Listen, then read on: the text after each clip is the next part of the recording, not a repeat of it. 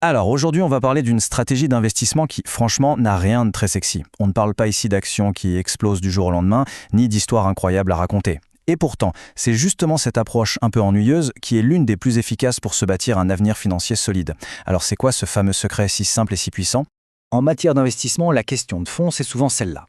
Est-ce qu'on doit chercher le coup de poker, l'investissement qui va tout changer, ou est-ce qu'il vaut mieux faire confiance à une méthode plus discrète, mais beaucoup plus régulière?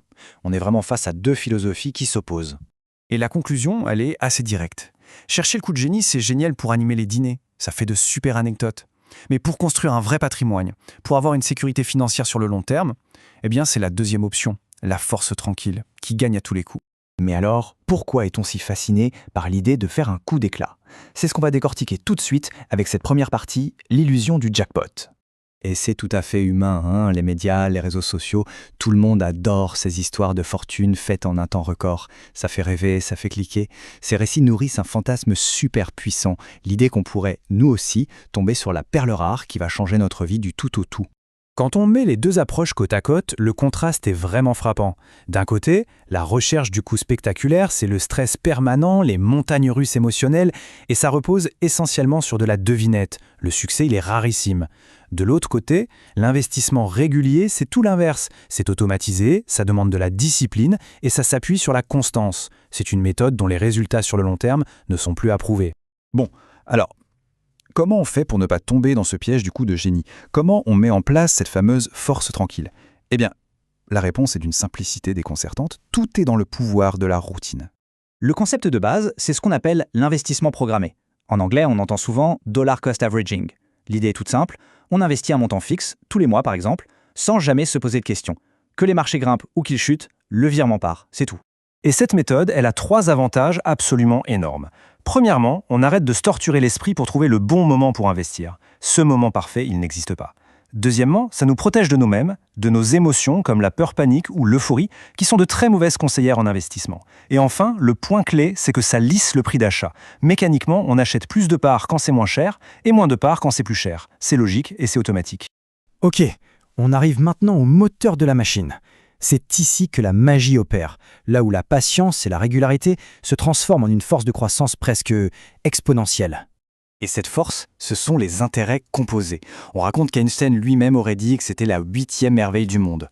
Le principe est simple, les gains que l'on réalise génèrent à leur tour des gains.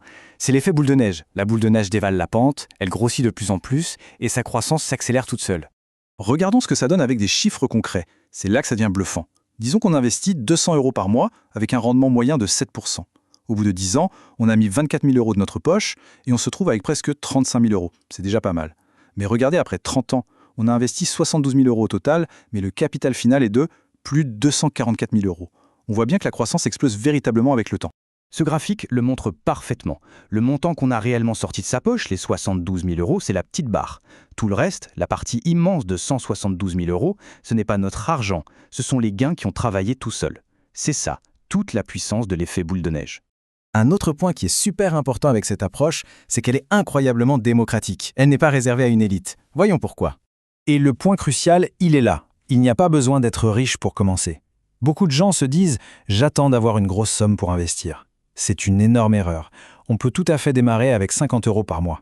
En commençant petit, on fait sauter ce gros blocage psychologique de la peur de se lancer. On apprend en faisant, sans risquer de grosses sommes.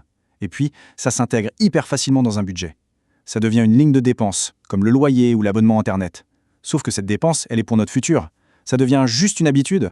On arrive maintenant à la dernière partie, et c'est peut-être la plus fondamentale. Cette stratégie, elle ne fonctionne que si on intègre une chose. La patience n'est pas juste une qualité, c'est l'ingrédient principal du succès. C'est la question qui angoisse tout le monde. La peur numéro 1. On met de l'argent de côté tous les mois, et puis un jour, badaboum, crash boursier. Tout est dans le rouge. Qu'est-ce qu'on fait? La réponse est d'une simplicité déconcertante. On ne fait rien. On ne change rien du tout. On continue d'investir mois après mois. Pourquoi? Parce qu'un marché qui baisse, en réalité, c'est une période de solde. Chaque euro investi permet d'acheter plus de parts qu'avant. L'histoire nous l'a montré après chaque grande crise, 2001, 2008, 2020. Celles et ceux qui ont gardé leur sang-froid et leur discipline ont toujours été largement récompensés. J'adore cette analogie, elle résume absolument tout. L'investissement, ce n'est pas un 100 mètres, c'est un marathon. Les secousses à court terme, même si elles sont violentes, n'ont que très peu d'importance quand on a un horizon de plusieurs décennies.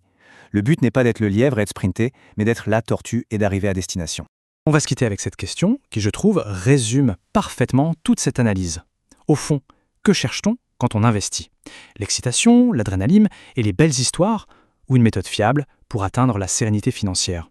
Le choix, finalement, semble assez évident.